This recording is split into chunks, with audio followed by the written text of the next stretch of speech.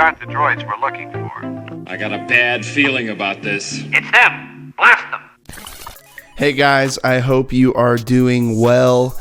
I am very excited to bring you another Star Wars Legion video. I'm going to try and kind of get back on my weekly video post that I had just kind of gotten into a routine of right before 2.6 dropped, and man, it's been hard to kind of balance all of the things between making new products here at Jerry's Game Shop for that support 2.6 and keeping up with all of those orders, as well as learning the game myself. I'm by no means a Legion expert, that's for sure. I just enjoy Legion and happen to have a camera. So I'm definitely thankful that you guys have tuned in. On this video today, I kind of want to just give some of my general thoughts regarding Legion 2.6, and also just some list building things that are kind of going through my head going forward into Legion 2.6 with every list that I'm building. I don't know if I'm assuming that if you're watching this video, you've played a couple games of Legion 2.6. And I'm sure that you found out, like me, that the game is significantly closer. Lots of melee happening, lots of close range shooting happening. Lots of it's a very, very different game. You could play very non-interactive Legion before and be really hard to beat. That is not the case anymore. This is going to be this is a significant change to the game, and it has affected our list building significantly. As you know, Legion lists now are 1,000 points. I think that this is one of my favorite changes personally. Overall, big fan of 2.6, to be completely transparent right off the bat. Really big fan of 2.6, really enjoying the secondaries and the flavor that can add to your games. And a lot of times those secondaries can become the primaries, especially the suppression one. You can score up to 8 points, I believe, off of the suppression one. I played a Krennic list in a tournament, scored 7 off of that secondary. So that those are definitely things that you've got to take seriously. Having those 1,000 points really just lets you take all the things you ever wanted in a list. I find myself taking more upgraded units rather than larger quantity of units. So I don't know that that's necessarily playing the game right, but that's what I've found myself doing the most. So those have been that 1,000 point change. It's probably my favorite change so far. I think that backup is an interesting change that helps keep your commanders and things alive. However, I find it very rare that you're going to hang back 2 units and be shot at from beyond range 2. Especially late game. Early game, that might happen like on the way in, but late game, that's just not really happening all that much in my games. But again, maybe I'm playing the game wrong. Those of you who have played several games and have paid attention to the tournament scene know that Anakin, 501st, ARC Troopers are just tearing it up right now. They seem to be the boogeyman. They're definitely what I would call a meta list. I think that they were 5 of the top 8 at Crucible, if I am remembering correctly. That's a really strong list right now. ARC Troopers have been given charge. You can spend less than 100 points, I think, and get a 5-man ARC Trooper. That's not using the sniper. That's using like a clone commander upgrade or a clone captain upgrade, whatever your flavor is on the list. So I thought today that I would just kind of take you through how I am building my lists now in 2.6. The biggest change in my list building has been you've got to include 2 to 3 melee threats in your list. And when I say melee threats, I don't necessarily mean a unit that will be effective offensively in melee. I think the biggest thing is finding 2 to 3 units that are effective defensively in melee. I think that there are some instances where offensively there are units that are really strong in melee. Obviously, the ARC troopers, but at the end of the day, they're 5 wounds, so they could melt pretty quickly with dice, with luck on your dice. But also, I've found that if you run multi-wound red save melee threats back into them, they have a harder job picking them up. The first example for that is Magna Guards. Now, Magna Guards, you got to remember, are not and I'm talking about just general, the actual, not the special Magna Guard core unit. I'm talking about Special Forces Magna Guards. The amazing thing about Magna Guards is that they are just immune melee pierce. You don't have to spend a dodge token like the Wookiees. You just get that baked into the unit. Running a 4-man Magna Guard unit does still hit less than and is more expensive than ARC troopers, but they are 8 wounds and have retinue, so you can retinue dodges if you don't think you're going to be able to hit first with them, or you can retinue aims if you think that you're going to hit first with them. However, they still put out enough dice for potential unit wipes as a 3-man unit and as a 4-man unit. So even though their offensive output is less than ARCs, they're still, to me, a valid counter to ARCs.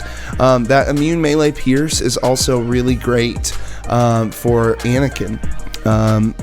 Obviously Anakin's lightsaber is Pierce 1,000,000, and so just being able to turn off that Pierce is going to make Anakin significantly less effective because or efficient, because he's not piercing those 3 wounds through.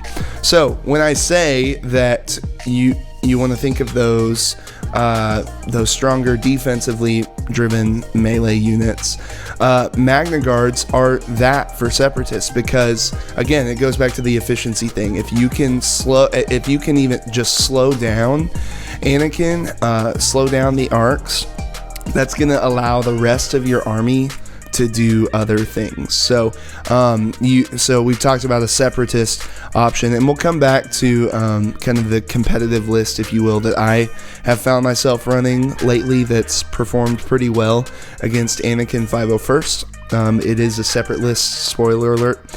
However, I think that there's also some play for the Empire as a counter 501st list, and I think that has to be kind of centered around. I think you actually have 2 options with Empire.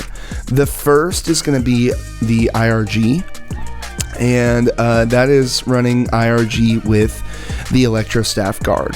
Now, them kitted out with not tenacity, I think Protector at a minimum, and then the Electrostaff Guard, that is an 8 wound red save unit at that point, and then if you give them Protector, that's just going to help keep things alive on the way in. If you can run them with Inquisitors, you can run them with Krennic or with Vader. With Vader or with Palpatine. To help keep them alive on the way in.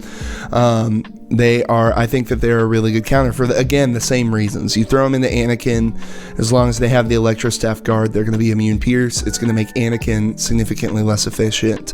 If you throw in a full health, worst case scenario, if you blank all of your dice rolls, you throw them into Anakin, if you blank all your dice rolls, but they're full health when they get into Anakin in the first place, it's going to take at least 2 swings to kill them. More realistically, 3 to 4 swings from Anakin, which, you know, he can swing a lot, but you're taking 2 to 3 turns of swinging away from Anakin in order to kind of take them down.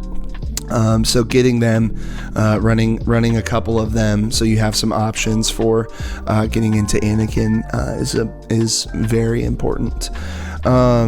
Let's see. The second option that I think is the less good option for Empire is the Dark Troopers. They took a big hit now getting armor 3 rather than full armor. So that's going to be really difficult, or that's going to be really easy for them to just kind of get shot off the table. However, taking that armor 3 into consideration, that doesn't slow down Anakin as much because he does have impact and surge to crit, but it could take off a dice or 2 if he just rolls 5 hits. 2 of them are coming off because he only has impact 3, and that's 2 less that you have to worry about. They will suffer the pierce consequences. However, we're back to the same thing. If you kit them out with a Myrtleizer and an additional Dark Trooper, that's actually 10 wounds of red saves. They're going to be very good as an arc counter. So if you could find the points in your list to take a couple IRG that are immune melee pierce, and you can get them into Anakin, and you can get a Myrtleizer Dark Trooper unit into an arc unit that doesn't have, you know, critical or impact. You're just turning off 3 of the, you know, worst case scenario 10 hits that are coming through. That's already down to 7, and then you're rolling red saves on top of that, and they're a 10 wound unit. So I think those 2 options are a really good counter to that. I think if I'm running Empire or Separatists, I would not leave home without 2 to 3 IRG or Magna Guard or a Dark Trooper unit with a Myrtleizer in there. And that Myrtleizer dice pool is pretty gross. I mean, that's going to be, what is that? If you just ran the Myrtleizer and the base Dark Troopers with 4 of them, that's 131 points, but that is 5 red, 1 black, and 3 white, and then you add an additional red white to that with the additional Dark Trooper. I think that if you are going to run the Dark Troopers, the mobility obviously is going to be the biggest part of the issue. So I think pairing them with Gideon is really great, because when you pair them with Gideon does a couple things. Number one, he has the teleport card, which you could use offensively or defensively. That's really, and that's side note. I think one of the things that is important to understand about Legion 2.6 is it's really hard to, it's nearly impossible to pivot your army once you hit turn 3. If you haven't deployed well, if you haven't had a strong positioning turn on 1 and 2, it's going to be really hard to recover. So I think that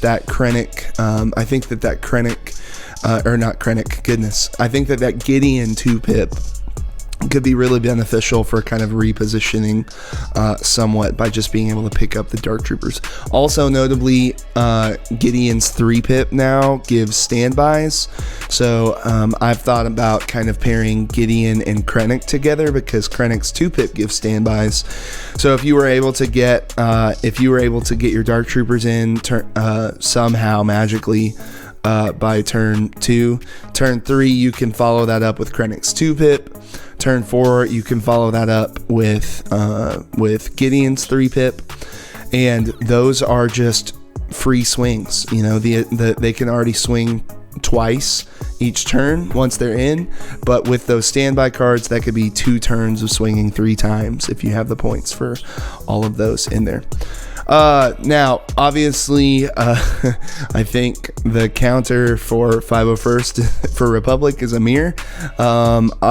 Really, the only other option would be Wookiees. I think Wookiees are the least viable option in this because, again, I think the most important piece for counter 501st list melee lists is durability. And even though Wookiees have 3 wounds each, that 6-up save is just not good.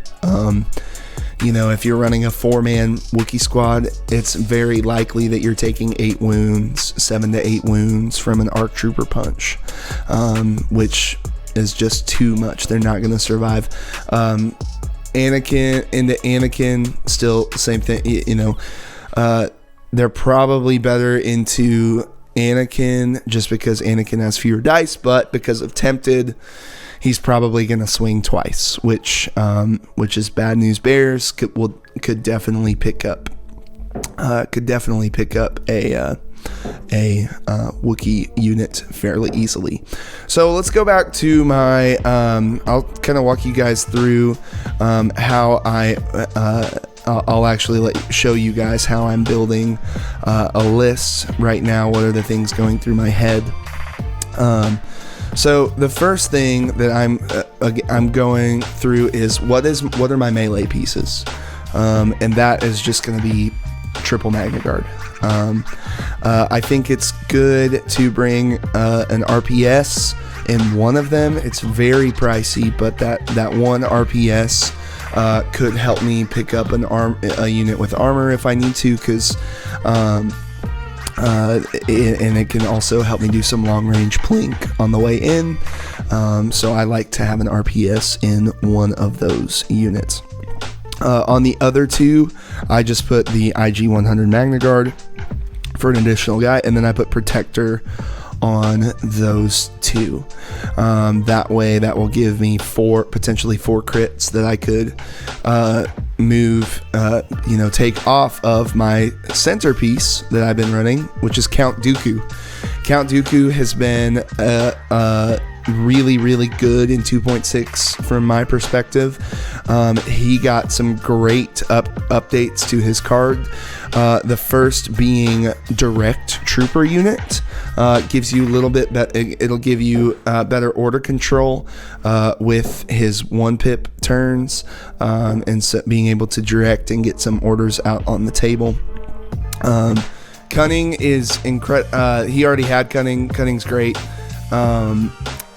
Being able to just automatically go first on that 1-pip most of the time, unless you're playing Han or Seventh Sister, potentially could make that 1-pip a 2-pip. But anyways, Cunning, huge. Against 501st, he can, if he's in melee with Anakin, he can lightning out to an ARC Trooper unit. I personally like to run him with reflexes, choke, and I do pay the force push tax.